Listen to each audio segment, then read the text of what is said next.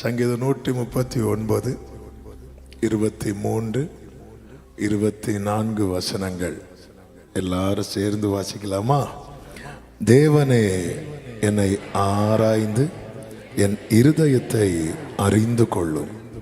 என்னை சோதித்து என் சிந்தனைகளை அறிந்து கொள்ளும். வேதனை உண்டாக்கும் வழி என்னிடத்தில் உண்டோ என்று பார்த்து நித்திய வழியிலே என்னை நடத்தும். ஹல்லேலூயா. 2 பாதைகளை குறித்து சங்கீதக்காரன் இங்கே சொல்லுகிறான். ஒன்று வேதனை உண்டாக்கும் வழி, இன்னொன்று நித்திய வழி. அப்ப 2 பாதை இருக்கிறது. வேதனை உண்டாக்கும் பாதையில் ஒருத்தன் பயணிக்கிறான்னா அவனுடைய முடிவு எப்படிதான் இருக்கும் தெரியுமா? ரொம்ப வேதனையா இருக்கும். நித்திய வழியில பயணிக்கிறவனுடைய முடிவு மகிமையா இருக்கும். தாவீதுக்கு தெரியாது நான் எந்த பாதையில பயணிக்கிறேன்னு, ஆனா நடத்துகிறவருக்கு தெரியும். இன்னைக்கு உண்மையிலே நமக்கு தெரியாது நம்ம எந்த பாதையில பயணிக்கிறோம் என்று. அப்ப எந்த பாதையில பயணிக்கிற அப்படின்னு தெரியாதவனுடைய ஒரு ஜெபம் தான் இந்த ஜெபம். 119வது சங்கீதத்துல சங்கீதக்காரன் அந்த கடைசியில சொல்லுவாரு, கடைசி வசனம் நினைக்கிறேன், காணாமல் போன கடைசி வசனமா 100 வாசிங்க 76. காணாமற் போன ஆட்டை போல வழி தப்பி போனேன் உமது அடியேனை தேடுவீராக. அப்போ இந்த இடத்துல தாவீது என்ன சொல்றாருன்னா, நான் எங்க இருக்கிறேன்னு எனக்கு தெரியல. நம்ம என்ன சொல்லுவோம், நான் இந்த இடத்துல இருக்கிறேன், வந்து என்ன கூட்டிட்டு போங்கன்னு. ஆனா தாவீது சொல்ற, நான் எங்க இருக்கிறேன்னு தெரியல, என்ன வந்து கூட்டிட்டு என்ன தேடுங்க. ஹல்லேலூயா. சரி, நீ இருக்கிற இடத்துல இருந்து லொகேஷன் ஷேர் பண்ணு, எனக்கு அது தெரியாது. உமது அடியேனை தேடுவீராக. See, கம்ப்ளீட்டா கர்த்தரை வந்து ஒரு, அதாவது பயங்கரமான குழியில் இருக்கும்போது அவரை மீட்பராகவும், குழியிலிருந்து எடுக்கப்பட்ட பிறகு அவரை மெய்ப்பராகவும் கொள்ளுகிற வாழ்க்கை இருக்கு தெரியுமா? அது ஆசீர்வாதமான வாழ்க்கை. நான் இப்ப என்ன சொன்னேன்? குழிப்பணியாரமா? குழியில் இருக்கும்போது மீட்பராக, ஒரு மீட்பராகவும், குழியிலிருந்து எடுக்கப்பட்ட பிறகு மெய்ப்பராகவும் யார் ஆண்டவரை தங்க வாழ்க்கையில வைத்திருக்கிறார்களோ அவங்க வாழ்க்கை ஆசீர்வாதமான வாழ்க்கை. அவங்க வாழ்க்கை நல்ல மேய்ச்சலை நோக்கி நடத்தப்படுகிற வாழ்க்கை. அவங்க வாழ்க்கையில தான் சத்துருக்களுக்கு முன்பாக ஆயத்தம் பண்ணப்பட்ட பந்தியை பார்ப்பார்கள். அவங்க வாழ்க்கை தான் நிரம்பி வழிகிற அனுபவம் உண்டாகும். அவங்க வாழ்க்கையின் முடிவு கர்த்தருடைய வீடாய் தான் இருக்கும். ஒரு ஆமென் சொல்லுங்க பார்க்கலாம். கர்த்தருக்கு மாத்திரம் மகிமை உண்டாவதாக. இங்கே தாவீது என்ன சொல்லுகிறார்? நாம் இந்த 139வது சங்கீதத்தை தான் அருமையாய் பாடினோம். என்னை காண்பவரே தினம் காப்பவரே என்று. அருமையான பாடல், ஃபாதருடைய பாட்டு. ஆமே, நீரனை ஆராய்ந்து அறிந்திருக்கிறீர். அவர் இங்கே சொல்லுகிறார், ஆண்டவரே என் இருதயத்தை ஆராய்ந்து பாருங்க. அதாவது இருதயத்தில் என்னெல்லாம் இருக்குதோ அதுல சிலவை தான் நம்முடைய நினைவில் வந்து தங்கும். சில நேரத்தில் பார்த்துருக்கீங்களா, நம்ம என்ன நினைக்கிறோன்னு தெரியாமலே நினைச்சிட்டு இருப்போம். ஒரு பாதி வரை படம் ஓடினதுக்கு அப்புறம் தான் என்னத்தை நான் நினைச்சிட்டு இருக்கேன் அப்படின்னே வருவோம். அதான் தாவீது எவ்வளவு அழகா சொல்றாரு பாருங்க. என்னை ஆராய்ந்து என் இருதயத்தை அறிந்து கொள்ளும். ஆண்டவரே, என் இருதயம் எப்படிப்பட்டதுன்னு எனக்கு தெரியல, உங்களுக்கு தெரியும். என்னை சோதித்து என் சிந்தனைகளை அறிந்து கொள்ளும். வேதனை உண்டாக்கும் வழி என்னிடத்தில் உண்டோ என்று பார்த்து. என் நினைவில் என்னெல்லாமோ இருக்குதில்ல, என் இருதயத்தில் என்னெல்லாமோ இருக்குதில்ல. நீங்க பாருங்க, கொஞ்சம் டீட்டெயிலா பாருங்க, கொஞ்சம் டைம் எடுத்து பாருங்க. ஆண்டவரே, எல்லாரையும் பார்க்குற மாதிரி பார்க்காதீங்கப்பா, கொஞ்சம். ஆமென். வேதனை, ஒரு சில சில பிள்ளைங்களுக்கு எக்ஸ்ட்ரா கிளாஸ் தேவைப்படும், ஸ்பெஷல் கிளாஸ். மீதி எல்லாருக்கும் ஸ்கூல் 3 மணிக்கு முடியுதுன்னா இந்த பிள்ளைங்களுக்கு 6 மணி. அப்படி கொஞ்சம் என்னை பாருங்க ஆண்டவரே, நீர் என்னை பார்த்து நித்திய வழியில. இப்ப கடந்த நாள் இந்த வார்த்தையை தான் ஆண்டவர் தியானிக்க வைத்துக் கொண்டிருந்தார். அப்ப இது சிம்பிளா ஒரே லைன்ல வேதனை உண்டாக்கும் வழி எது, நித்திய வழி எது? ஆண்டவர் ஒரு லைன்ல சொல்லி கொடுங்க ஆண்டவரே. அப்படி கேட்டபோது ஆண்டவர் ஒரு லைன்ல என்ன சொல்லி கொடுத்தார்னா, நீ தெரிந்தெடுக்கிற பாதை வேதனை உண்டாக்கும் வழி, நான் நியமித்த பாதை நித்திய வழி. அவ்வளவுதான், செய்தி முடிந்தது. இனி இதை கொஞ்சம் ஒரு எக்ஸ்பிளைன் பண்ணா உங்களுக்கு புரியும். நான் தெரிந்தெடுக்கிற மனுஷனுக்கு செவ்வையாய் தோன்றுகிற வழிகள் உண்டு, அதன் முடிவோ மரண வழிகள். மனிதனுக்கு இது கரெக்ட், இது ஓகேவா இருக்கும், இது ஓகேவா இருக்கும், அவ்வளவுதான். நானாக ஒன்னை தெரிந்தெடுக்கிறேன்னா அது வேதனை உண்டாக்கும் வழி. கர்த்தர் எனக்கு நியமிக்கிறார் தெரியுமா? வேதம் என்ன சொல்லுகிறது? நீங்கள் எதிர்பார்த்திருக்கும் முடிவை உங்களுக்கு கொடுக்கும்படிக்கு உங்கள் பேரில் நினைத்திருக்கிற நினைவுகளை எனக்கு தெரியும், எனக்கு தெரியும் அப்படிங்கிறார். அவைகள் தீமைக்கு அல்ல, சமாதானத்துக்கு ஏதுவான நினைவுகளே அப்படிங்கிறார். ஐ am the door, நானே வாசல். ஒருத்தன் என் வழியா பிரவேசித்தானா அவன் உள்ளும் புறமும் மேய்ச்சலை கண்டடைவான். நீங்களா ஒன்னு தெரிந்தெடுக்கிறீங்க தெரியுமா, அது வேதனை உண்டாக்கும் வழி. நான் ஒன்னு நியமித்திருக்கிறேன் தெரியுமா, அது நித்திய வழி. வேதத்தில் 3 டைப் ஆஃப் பீப்புளை நம்ம பார்க்க போறோம். ஒன்று லோத்து ஆபிரகாம். லோத் ஆபிரகாம். இந்த லோத்தை பார்த்தீங்கன்னா அவன் ஒரு பாதையை தெரிந்தெடுக்கிறான். எந்த பாதையை தெரிந்தெடுக்கிறான் என்றால், அவன் பார்த்து அவனுக்கு ஓகே ஆன பாதையை தெரிந்தெடுக்கிறான். அவன் கண்களுக்கு பிரியமான பாதையை தெரிந்தெடுக்கிறான். ஆதியாகமம் 13:10 சொல்லப்பட்டிருக்கிறது. நானே வாசிக்கிறேன், நேரம் இல்லாததுனால. அப்பொழுது லோத்து தன் கண்களை ஏறெடுத்து பார்த்து யோர்தான் நதிக்கு அருகான சமபூமி முழுவதும் நீர்வளம் பொருந்தினதா இருக்க கண்டான். அப்போ இவன் கண்ணுக்கு என்னதான் தெரியுது அப்படின்னா, அந்த நீர்வளம் மட்டும் தெரியுது. இவன் கண்ணுக்கு இப்ப என்ன தெரியல அப்படின்னா, சோதோமின் பாவங்கள் தெரியல. நாம தெரிந்தெடுக்கும் போது தெரிந்தெடுப்பதற்கு முன்பாக அதனுடைய பாசிட்டிவ் சைடு மட்டும் நமக்கு தெரியும், அதனுடைய நெகட்டிவ் சைடு நமக்கு தெரியாது. நம்ம மாற்றுறது இதுல தான். இப்படிதான் அவன் சோதோமை பார்த்தான் என்றல்ல, அவன் கண்ணுக்கு தெரிந்தது யோர்தான் நதிக்கு அருகான சமபூமி. சோதம் பத்தி ஒண்ணுமே தெரியாது. ஆமென். அதாவது ஒரு நீதிமான், இவன் நீதிமான், தப்பே பண்ணாத ஒரு மனுஷன் சொல்லலாம். ஆமென். அவனுக்கு சோதமே தெரியல. அவனுக்கு தெரிந்தது அந்த நீர் வளம், அந்த செழிப்பு. இது நல்லா இருக்கும், இது நல்லா இருக்கும், இப்படிதான் அவன் போறான். அவன் போய் என்ன பண்றான் அப்படின்னா, எடுத்ததும் சோதோமுக்குள்ள என்றாகல அவன். ஆதியாகமம் 13:12 சொல்லப்பட்டிருக்கிறது, ஆபிராம் கானான் தேசத்தில் குடியிருந்தான்.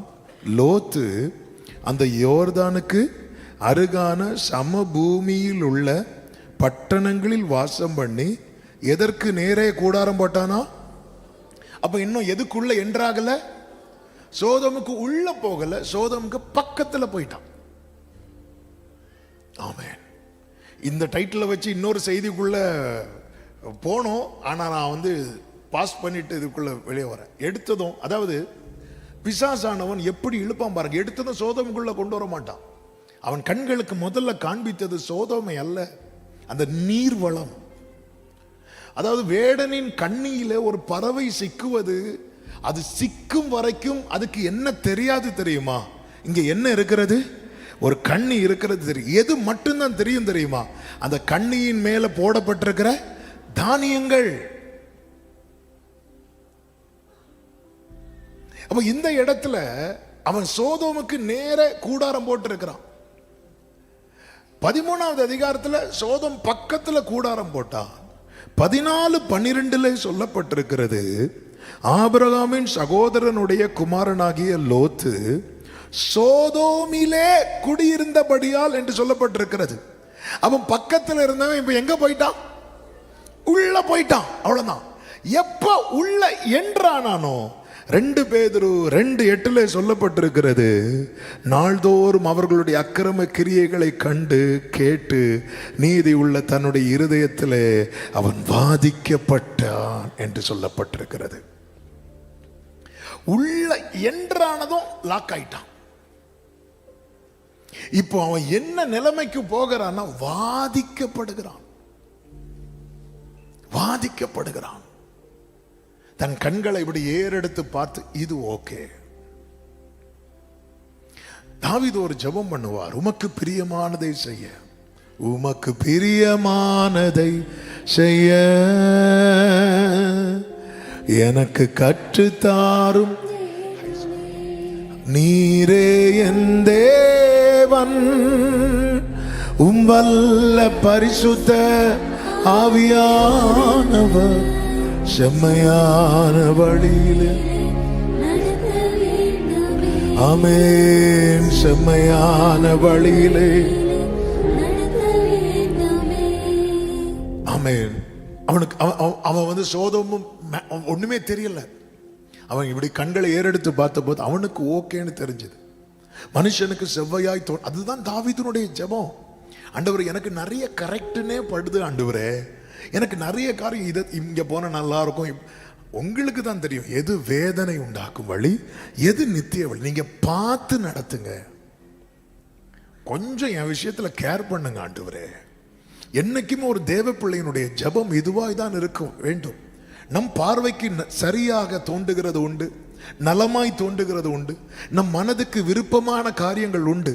ஆனால் அது தேவன் நியமித்த பாதையா அல்லது நாம தெரிந்தெடுத்த பாதையா என்பதுல ரொம்ப கவனமாய் ஞானமாய் எச்சரிக்கையாய் இருக்க வேண்டியது அவசியம். சோதோம் பக்கத்துக்குள்ள போனா, சோதோமுக்கு உள்ள போனா வாதிக்கப்பட்டு கொண்டே இருக்கிறான். நீங்க அப்படியே ஆபிரகாம் பக்கம் கேமராவை திருப்பினீங்கன்னா, கேமராவை திருப்பாத, ஆபிரகாம் பக்கம் நீங்க கேமராவை அப்படி நீங்க நம்ம லாங்குவேஜில் அப்படி பார்த்தீங்கன்னா, ஆபிரகாம் லைஃப்ல ஆபிரகாமுடைய ஆரம்பம், ஆபிரகாமுடைய அந்த மிடில் ஸ்டேஜ், ஆபிரகாமுடைய எண்ட், இந்த 3 பகுதியில் நீங்க பார்த்தீங்கன்னா, இந்த 3 பகுதியிலுமே ஆபிரகாம் எதை தான் தெரிந்தெடுக்கிறான், எப்படி தான் நடக்கிறான் என்று பார்த்தால், எபிரேயர் 11:8 ஆபிரகாமுடைய ஆரம்பத்தை குறித்து சொல்லப்பட்டிருக்கிறது. விசுவாசத்தினாலே ஆபிரகாம் தான் சுதந்திரமாக பெறப்போகிற இடத்திற்கு போகும்படி அழைக்கப்பட்ட போது கீழ்ப்படிந்து தான் போகும் இடம் இன்னதென்று அறியாமல் புறப்பட்டான். இது இனிஷியல் ஸ்டேஜ். இந்த ஆரம்ப நிலையில யாரும் உட்படுவார் தெரியுமா? லோத்தும் உட்படுவார். நல்ல கவனிங்க. இந்த ஆரம்ப ஸ்டேஜில் எல்லாருமே ஸ்கோர் பண்ணிடுவோம். ஏன்னா நம்ம ஆரம்பம் பண்றது ஆவியில ஆரம்பம் பண்ணுவோம். ஆனால் லைஃப்ல கொஞ்சம் செட்டில் ஆகும்போது அல்லது நமக்கு கொஞ்சம் அறிவு வரும்.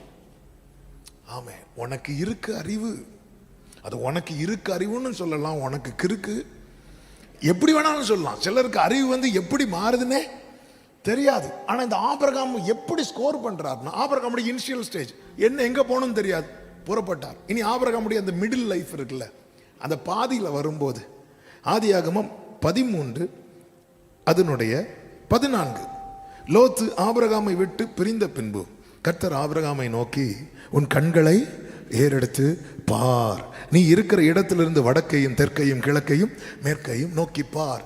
அவன் ஆரம்பத்திலையும் அப்படிதான் நடத்தப்படுகிறான். அவனுடைய பாதியில, அதாவது லோத்துக்கு ஆடு மாடுகள் இருக்கு, ஆபிரகாமுக்கு பொன்னு பொருள். லோத்தை விட எல்லாத்திலையும் டாப்ல இருக்கிறது யாருதான்? ஆபிரகாம் தான். ஒன்றும் இல்லாத போது அவரால் நடத்தப்படுகிறான், எல்லாம் இருக்கும் போதும் அவரால் தான் நடத்தப்படுகிறான்.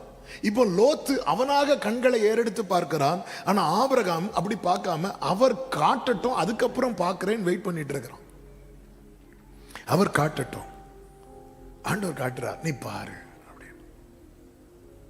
இப்போ ஆபிரகாமுடைய அந்த மிடில் லைஃப், ஸ்டார்டிங் லைஃப், அந்த அவனுடைய ஆரம்பம், அவனுடைய மிடில் ஸ்டேஜ், அடுத்து அவனுடைய எண்ட் லைஃப், அவனுடைய இறுதி பகுதி, ஆதியாகமம் 22 அதனுடைய 1-2 வசனங்கள். நீ உன் மகனையாகிய ஈசாக்கை அழைத்து கொண்டு நான் உனக்கு குறிக்கும் மலைகள் உண்டு, மோரியா தேசத்துக்கு போய் நான் உனக்கு குறிக்கும் மலைகள் ஒன்றின் மேல் அவனை தகன பலியாக பலியிடு அப்படிங்கிறார். 3வது வசனம், ஆபிரகாம் அதிகாலையில் எழுந்து தன் கழுதையின் மேல் சேணம் கட்டி தன் வேலைக்காரர்கள் 2 பேரையும் தன் குமாரன் ஈசாக்கையும் கூட்டிக் கொண்டு தகன பலிக்கு கட்டைகளையும் பிளந்து கொண்டு தேவன் தனக்கு குறித்த இடத்திற்கு புறப்பட்டு போனார்.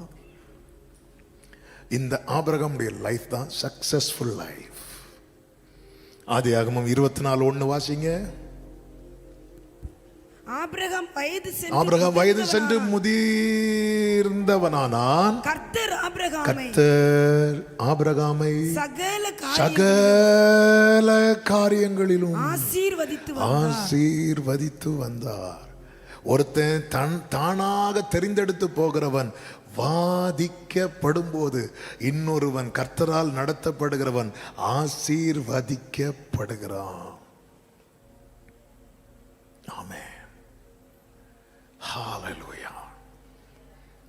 ஆண்டவரே, வேதனை உண்டாக்கும் வழி என்னிடத்தில் உண்டோ என்று பார்த்து நாம் எந்த பாதையை தெரிந்தெடுக்கிறோம்? ஆரம்பத்தில் உனக்கு தெரியாது, அவரால் நடத்தப்பட்ட, இப்போ நீ பொண்ணு பொருள் எல்லாம் உடைய, எல்லாவற்றையும் உடைய செல்வ சீமானா இருக்கிற. ஆமா, இப்போ நீ அவர்கிட்ட தான் ஆலோசனை கேட்டு நடப்பியா? ஆமா, சரி. இப்போ உனக்கு பிள்ளைங்கள்லாம் வந்துட்டாங்க, நீ முதிர் வயது உள்ளவன் ஆயிட்ட, இப்போ அவர் குறிக்கிற இடத்துக்கு தான் நீ போவியா? ஆமா. இந்த தேவன் என்றென்றைக்கும் உள்ள சதா காலமும் நம்முடைய தேவன் நம்முடைய டீனேஜ் வரை நம்மை நடத்துவார். நம்ம கல்யாணம் முடிகிறது வரை நடத்துவார். சிலருக்கு கல்யாணம் முடிஞ்சதுக்கு அப்புறம் தான் நடத்துதலுக்கு ஒப்பு கொடுக்கிறாங்க. கர்த்தாவே, உம்முடைய சித்தம் என் வாழ்வில் நிறைவேறட்டும். ஆமென். மரண பரியந்தம். நம்ம எல்லாம் இந்த லோத்து மாதிரி பாதியில வச்சு நம்ம ஸ்டாப் பண்றோம். பாதி வரைக்கும் அவர் வழியில, அதாவது நம்ம லைஃப் கொஞ்சம் திரும்பி பாருங்க. ஒரு குறிப்பிட்ட இடம் வரைக்கும் அவர் நல்ல எந்த டேமேஜ் இல்லாம அழகா நடத்தப்பட்டிருப்போம். ஏன்னா ஒண்ணுமே தெரியாத பிள்ளைங்க, நம்ம ஃபுல் அவரை மட்டும் சார்ந்து. ஆமென். வெளுத்ததெல்லாம் பால் நம்பிட்டு இருக்கிற கூட்டம். ஆமென். அப்படி விரல கொடுத்தா கடிக்க தெரியாது. அப்படி இருந்த அப்போ ஒரு டேமேஜ் இல்லை. இந்த எல் போர்டு போட்டுட்டு போற வண்டி ஆக்சிடென்ட் ஆகாது.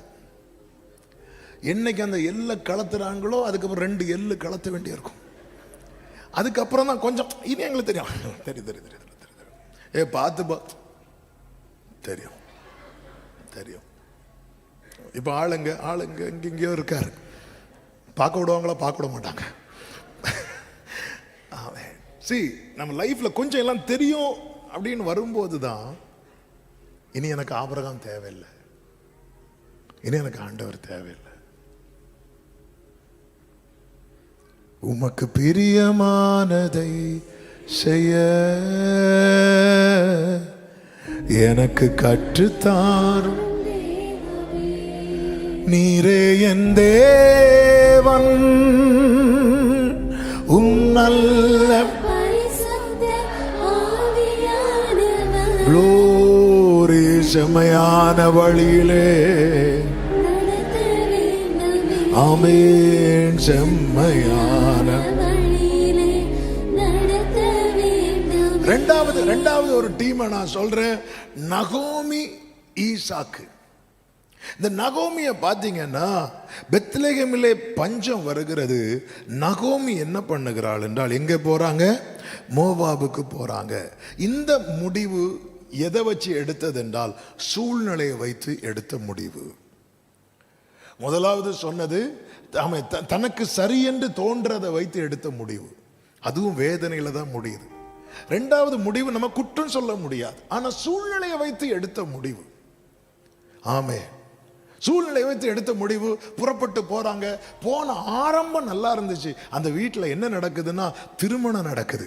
2 பிள்ளைகளுக்கும் திருமணம் நடக்குது. ஆனா அதுக்கப்புறம் அதனுடைய செகண்ட் ஹாஃப் பார்த்தீங்கன்னா ரொம்ப டிராஜடி. அவன் நகோமி ஹஸ்பண்ட் இறக்குறாங்க, அவன் மூத்த பிள்ளை இறக்குறான், அடுத்த பிள்ளை இறக்குறான். அடி மேல அடி. ஆமை சூழ்நிலை வைத்து எடுத்த முடிவு நல்லா இருக்கும்னு பார்த்தா அது அது அது அது வந்து ஒரு பெரிய பெரிய தவறான முடிவாய் மாறுகிறது. அப்பொழுதுதான் ஒரு செய்தி வருகிறது, கர்த்தர் தம்முடைய ஜனத்தை சந்தித்து ஆகாரம் கொடுத்தார். இப்போ பெத்லகேமில் ஆகாரம் உண்டாகிறது என்று கேள்விப்படும் போது நகோமி திரும்பி வராங்க. வரும்போது 2 மருமக்களும் வராங்க. வரும்போது சொல்றாங்க, இல்லம்மா நீங்க போயிருங்கம்மான்னு சொல்லும்போது ஆமேன் ஓர்பால் போயிட்டா, ரூத்து விடாமல் பற்றி கொள்றாங்க. இப்போ 2 பேரும் உள்ள என்ட்ராகும் போது இது நகோமி அல்லவோ அப்படின்னு கேட்குறாங்க. கேட்கும்போது நகோமி சொல்றா, இனி என்ன நகோமின்லாம் சொல்லாதீங்க, என்ன மாறான்னு சொல்லுங்க. இந்த மாறா சர்வ வல்லவர் எனக்கு கசப்பை கட்டளையிட்டார். இந்த கசப்பு, இந்த வலி, இந்த வேதனை வருவதற்கு காரணம் என்ன அப்படின்னா அவ சூழ்நிலையை வச்சு எடுத்த ஒரு தீர்மானம். வேதனை உண்டாக்கும் வழி ஆண்டவரே, என் சிச்சுவேஷன், நான் இப்போ ஒரு டிசிஷன் எடுக்க வேண்டிய நிலைமையில் இருக்கிறேன், ஆனா அது வேதனை உண்டாக்கும் வழியா என்று பார்த்து நித்திய வழியிலே என்னை நடத்தும். ஹல்லேலூயா. வேதனை உண்டாக்கும் வழி. நீங்க உங்களுக்கு தெரியும்ல ஆண்டவர், நான் இன்னைக்கு இப்போ இப்படி ஒரு தீர்மானம் எடுக்க வேண்டிய ஒரு நிர்பந்தத்தில் இருக்கிறேன். ஆண்டவரே, என் இருதயத்தை, என் நினைவுகளை வேதனை உண்டாக்கும் வழி என்னிடத்தில் உண்டோ என்று பார்த்து. அதே ஈசாக்கை பாருங்கள், தேசத்தில் பஞ்சம் வருகிறது, எல்லாரும் எகிப்துக்கு போகிறார்கள் தானியம் வாங்க. அப்பொழுது கர்த்தர் அவனுக்கு தரிசனமாகி, ஆதியாகமம் 26:2 சொல்லப்பட்டிருக்கிறது, நீ எகிப்துக்கு போகாமல் நான் உனக்கு சொல்லும் தேசத்திலே குடியிரு அப்படிங்கிறார். ஈசாக்கு தேவ வார்த்தைக்கு கீழ்ப்படிந்து, சிச்சுவேஷன் மோசம்தான், இங்க இருந்தா நாளைக்கு சாப்பாடு இருக்குமானே தெரியாது, மோசமான நிலைமை தான், ஆனாலும் கர்த்தருடைய வார்த்தைக்கு கீழ்ப்படிந்து ஆதியாகமம் 26:6 சொல்லப்பட்டிருக்கிறது, ஈசாக்கு கேராரிலே குடியிருந்தான் என்று சொல்லப்பட்டிருக்கிறது. அதனுடைய ரிசல்ட் என்ன? நீங்க கீழே படிச்சீங்கன்னா தெரியும். ஈசாக்கு விதை விதைத்தான், கர்த்தர் அவனை ஆசீர்வதித்து எத்தனை மடங்கு பலன் தெரியுமா? 100 மடங்கு. 2 பேரும் ஒரே சிச்சுவேஷன், ஒரே மாதிரியான சிச்சுவேஷனை ஃபேஸ் பண்றாங்க. ஒருத்தி என்ன பண்றான்னா சூழ்நிலையை வைத்து தீர்மானத்தை எடுக்கிறாள், வழியை தெரிந்தெடுக்கிறாள். அது மோவாப் வழி, அதெல்லாம் தெரியாது. இன்னைக்கு சிச்சுவேஷன் மோசமான சிச்சுவேஷன், நான் இந்த பாதையில பயணித்தால் நான் சர்வைவ் ஆகிருவேன் அப்படின்னு நம்பி போனா, ஆனா போன இடத்துல அவள் இருந்ததையும் இழக்கிற ஒரு நிலைமை ஏற்பட்டது. என கேட்கிற அன்பு சகோதரா சகோதரி, இன்னைக்கு இருக்கிற சூழ்நிலை சில தீர்மானத்தை எடுக்கக்கூடிய நிலைமையில் இருக்கும்போது ஒரு தேவ பிள்ளை ஏறெடுக்க வேண்டிய மிக மிக மிக மிக மிக மிக மிக மிக முக்கியமான ஜெபம் என்ன? ஆண்டவரே, வேதனை உண்டாக்கும் வழி என்னிடத்தில் உண்டோ என்று பார்த்து நித்திய வழியிலே என்னை நடத்தும். காரீருளில் என்னே சதீபமே நடத்து,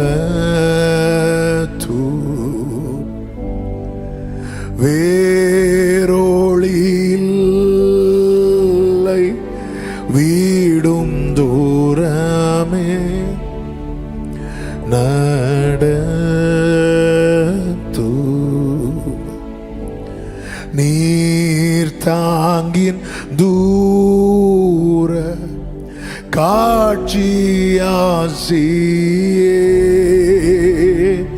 ஓராடி மாட்டு என் முன் காட்டு. பஞ்ச காலத்திலும் ஒருவன் விதைக்கிறான், ஏனென்றால் அவன் தெரிந்தெடுத்த வழி தேவன் நியமித்த பாதை. தேவன் நியமித்த பாதையிலே ஒருவனுடைய செயலை அந்த சூழ்நிலை எந்த விதத்திலும் பாதிக்காது. அவன் கிணறு தோண்ட தோண்ட தூர்த்து போடுறாங்க, மூடி போடுறாங்க, ஆனாலும் அவன் எங்க போய் கை வச்சாலும் அவன் செய்வதெல்லாம் வாய்க்குது, அவன் செய்வதெல்லாம் வாய்க்குது. ஆமே, அவனுக்கு தான் கர்த்தர் ரெகோபோத்தை கட்டளையிடுகிறார். நான் நியமித்த பாதையில எது மிஸ் ஆகும் தெரியுமா? ரெகோபோத் மிஸ் ஆகும். ஆனா தேவன் நியமித்த பாதையில ரெகோபோத் உண்டு.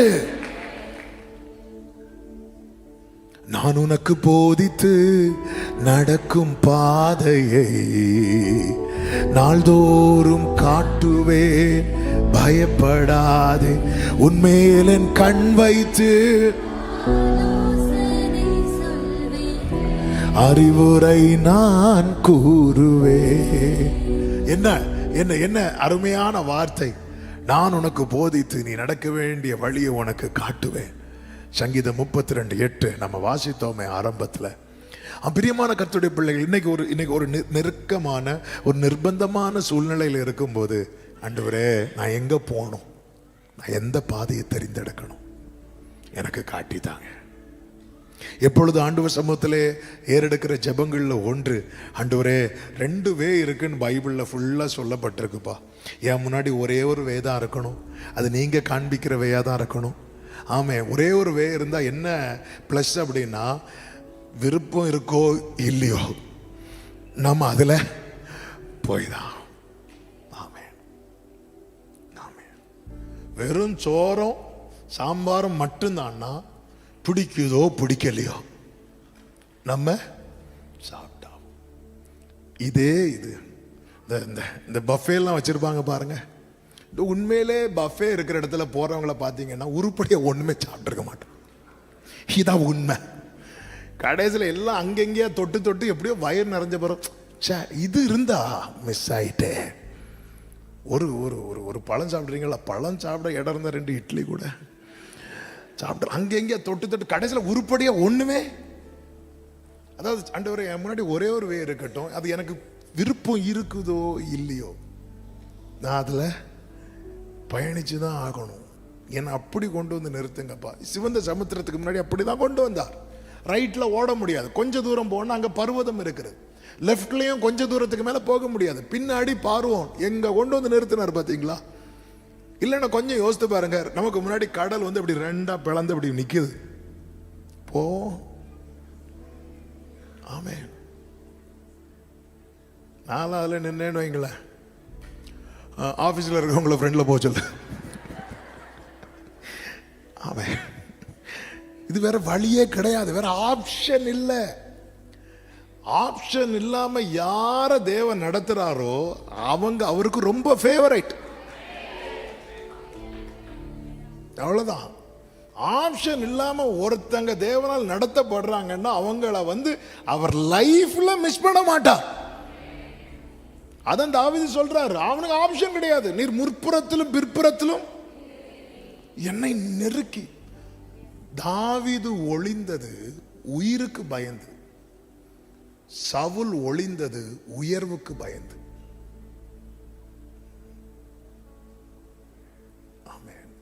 என்ன லைஃபுங்க சவுலுக்கு? அவன் ஒளிச்சிருக்க, வேண்டாம் போனா என்ன பிடிச்சி ராஜாவாக்கிடுவாங்க. தாவீதை நீ ஒளிச்சிருக்க, என்ன பிடிச்சி கூஜா ஆக்கிடுவாங்க, என் கதையை முடிச்சிருவாங்க, நான் அதனால ஒளிச்சிருக்கிறேன். 2 பேரும் ஒளித்திருக்கிறாங்க. தாவீதும் ஒளித்திருக்கிறா, சவுலும் தாவீது ஒளித்திருக்கிறது. போன வேணும் போ. ஆமா, போன என்ன சாப்பிட வைப்பாங்க. அவர் வேற முன்னந்தோடைய, எனக்கு நேற்று சாப்பிட்டதே ஒரு மாதிரி இருக்கு, இன்னைக்கு என்ன வச்சிருக்கிறாருன்னு தெரியல, முன்னந்தொடையா பின்னந்தொடையான்னு தெரியல, அதனால நான் ஒளிச்சிருக்கிறேன். அவன் லைஃப் வேண்டான்னு ஒளிச்சிருக்கிறான், இவன் லைஃப் வேணும்னு ஒளிச்சிருக்கிறான். ஆனா இவன் தான் ஃபேவரட். நீர் முற்புறத்திலும் பிற்புறத்திலும் என்னை நெருக்கி, உமது கரத்தை என் மேல் வைக்கிறேன். ஆண்டவரே, இந்த அறிவு எனக்கு ஆச்சரியமா இருக்கு ஆண்டவரே. ஹல்லேலூயா. சூழ்நிலையை வைத்து நம்ம தேர்ந்தெடுக்கிற பாதை வேதனையில போய் முடியும். நமக்கு சரி என்று தோன்று ஆண்டவர் சமூகத்தில் வச்சிடணும். நடக்க சொல்லி தாரும் இயேசுவே, இயேசுவே நடக்க சொல்லி தாரும் இயேசுவே, இயேசுவே தனித்து செல்ல முடியவில்லை, தவித்து நிற்கும் பாவி நான், தனித்து செல்ல முடியவில்லை. ஆமே, நடக்க சொல்லி தாரும் இயேசுவே, இயேசுவே நடக்க சொல்லி தாரும். மூன்றாவது ஒரு டீமை சொல்லி நான் ஜெபிக்க விரும்புகிறேன். சிம்சோன், யோசேப்பு. சொல்லும் போதே உங்களுக்கு அந்த மெசேஜ் இப்படி கிடைக்கும். சிம்சோன் தன் இச்சையை வைத்து ஒரு ட்ராக்கை தெரிந்தெடுக்கிறான். அவன் கண்களும் அவன் மனசும் விரும்பினதை செய்வதற்கு, இந்த ட்ராக்ல போனா எனக்கு அந்த பிளஷர் கிடைக்கும், அந்த சந்தோஷம் கிடைக்கும் என்று சொல்லி இச்சையை வைத்து ஒரு பாதையை அவன் தெரிந்தெடுக்கிறான். அவன் நினைச்சது மாதிரி அவனுக்கு அந்த பிளஷர் கிடைத்தது. ஆனா அது எங்க போய் விட்டதுன்னா அவனை ஆமென் கண்களையும் பலனையும் அடையாளத்தையும் இழந்து போகிற நிலையில அவனை கொண்டு போய் விட்டது. இதற்கு காரணம் அவன் தெரிந்தெடுத்த வழி, வேதனை உண்டாக்கும் வழி. சிம்சோனை விடவும் இச்சையை நிறைவேற்றுகிற சோதனை யாருக்கு அதிகமாய் வந்ததென்றால் யோசேப்புக்கு வந்தது. ஆனால் யோசேப்பு 3 காரியத்தில் உறுதியாயிருந்தான். என்ன? தேவனை விட்டுறக்கூடாது. எல்லாரும் சொல்லுங்க இந்த வார்த்தையை, தேவனை விட்டுறக்கூடாது. தேவனை விட்டுறக்கூடாது. தேவனை விட்டுறக்கூடாதுன்னா எதையும் விட்டுறதுக்கு அவன் ரெடியா இருக்கிறான். நம்ம லைஃப்ல ஆண்டவரை விட்டுறவே கூடாதுங்க. ஆமே, இந்த வார்த்தையை நான் சொல்லும் போது இப்படி கையெடுத்து கோப்பி சொல்றேன். ஒன்ஸ் நம்ம மிஸ் பண்ணிட்டோம்னு வைங்களேன், திருப்பி கனெக்ட் ஆகிறதுக்குள்ள உயிரே போயிடும். ஆமே, அனுபவம் பேசுதுன்னு வச்சுக்கோங்களேன். ஆமே, ஒன்ஸ் எங்கேயாவது ஒண்ணு நம்ம ஸ்லிப் ஆயிட்டு ஜபம்லாம் ஓடும். ஆனா அந்த உறவை டேஸ்ட் பண்ணவனுக்கு உறவில்லாம ஜபம் பிடிக்காது. உறவை டேஸ்ட் பண்ணவனுக்கு உறவில்லாத ஜபம் பிடிக்காது. ஒண்ணு உறவை டேஸ்ட் பண்ணிருக்க கூடாது. ஆமென், ஹல்லேலூயா. இது ஆரஞ்சை பார்த்து இது ஆரஞ்சு இப்படி படிச்சுட்டு போயிருந்திருக்கணும். இது ஆரஞ்சை எடுத்து டேஸ்ட், ஆரஞ்சு விழுங்குறீங்களா, இப்படி டேஸ்ட் பண்ணி பார்த்துட்டு நாளைக்கு திருப்பி பழைய நிலை கொண்டு வந்து இதுதான் ஆரஞ்சு இப்படி இதெல்லாம் பிடிக்கலப்பா. ஆமென். ஏன்னா நம்ம அடுத்த லெவலுக்கு போயிட்டோம். அடுத்த லெவலுக்கு போயிட்டு இறங்கிட்டு வந்துட்டு திருப்பியும் படத்தை காட்டி இதான் ஆரஞ்சு 30 இப்படி சொல்லிட்டு இருந்தா. அது வந்து ஸ்லிப் ஆயிடக்கூடாது. அதனால தேவனை விட்டுறக்கூடாது. அவன் அதுலதான் ரொம்ப கவனமா இருக்கிறான்.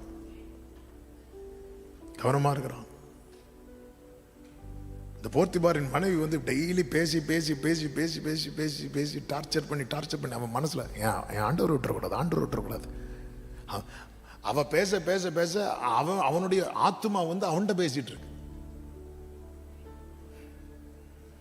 ஆமே, விட்டுறாத. அந்த பேச்சை கேட்டேன்னா விட்டுருவே. தேவனை விட்டுறக்கூடாது. 2வது தரிசனத்தை விட்டுறக்கூடாது. இச்சையை நிறைவேற்ற ஒருத்தன் ஓடுனா வேதனை உண்டாக்கும் வழி, தரிசனம் நிறைவேற ஒருத்தன் ஓடுனா நித்திய வழி. ஹல்லேலூயா. நல்லா புரிஞ்சுக்கோங்க. இந்த வார்த்தையை சொல்லும் போது ஒரு தீர்க்க தரிசனமான வார்த்தை இயேசுவின் நாமத்தில் உங்களுக்கு சொல்றேன். இந்த இச்சை இருக்குல்ல, இச்சை உங்க லைஃப்ல ரொம்ப ஜாஸ்தியா வருதுன்னா உங்களுக்கு ஒரு பெரிய விஷயம் இருக்குன்னு அர்த்தம். ஒரு 1.5 ஆமேன் வருது.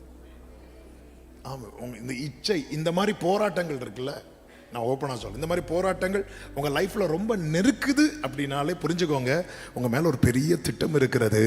அந்த திட்டத்தை நோக்கி நகராதபடிக்கு பிசாசானவன் எடுக்கிற பெரிய தந்திரம் தான் இந்த இச்சை கற்பந்தரித்து பாவத்தை பிறப்பிக்கும், பாவம் மரணத்தை பிறப்பிக்கும். ஆமீன். யோசேப்பு ஆண்டவர் விட்டுறக்கூடாது, தரிசனத்தை விட்டுறக்கூடாது, தேவ திட்டத்தில் நிலைத்திருக்கிறதுல உறுதியா இருக்கிறான். இதனுடைய ரிசல்ட் என்ன தெரியுமா? அவன் வாழ்க்கையில தேவ திட்டம் நிறைவேறுகிறது. தேவன் நடத்துகிற பாதை சில வேளை கடினமாக இருந்தாலும் முடிவு நித்திய வழி. நிலைத்திருக்கிறான். என கேட்கிற அன்பு சகோதரா சகோதரி, 3 காரியங்களை சொன்னேன். நமக்கு சரியென்று தோண்டி நாம் தெரிந்தெடுக்கிற பாதை வேதனை உண்டாக்கும். ஆமென். சூழ்நிலையை வைத்து நாம் தெரிந்தெடுக்கிற பாதை வேதனை உண்டாக்கும். இச்சையை நிறைவேற்ற நாம் தெரிந்தெடுக்கிற பாதை வேதனை உண்டாக்கும். இளையகுமாரன் அப்படித்தானே ஒரு பாதையை தெரிந்தெடுத்து போனான். ஃபர்ஸ்ட் ஹாஃப் நல்லா தான் இருக்கும், நல்லா தான் போகும். அந்த செகண்ட் ஹாஃப் வந்து ஒரு பெரிய ட்ராஜடி. அது வந்து என்ன கொடுத்தாலும் ஈடு செய்ய முடியாத வேதனை. ஆனால் அதே நேரத்தில் ஆபிரகாமை பாருங்கள், ஈசாக்கை பாருங்கள், யோசேப்பை பாருங்கள். அவர்கள் நித்திய வழியை தெரிந்தெடுத்தார்கள். கர்த்தர் அவர்களுடைய முடிவை சமாதானமாகவும் ஆசீர்வாதமாகவும் மேன்மையாகவும் மகிமையாகவும் மாற்றினார். ஆண்டவர் சமூகத்தில் நாம் எந்த பாதையிலே பயணிக்கிறோம், எதை நோக்கி நகருகிறோம்? ஆண்டவரே, தேவனே, வேதனை உண்டாக்கும் வழி என்னிடத்தில் உண்டோ என்று பார்த்து நித்திய வழியிலே என்னை நடத்தும்.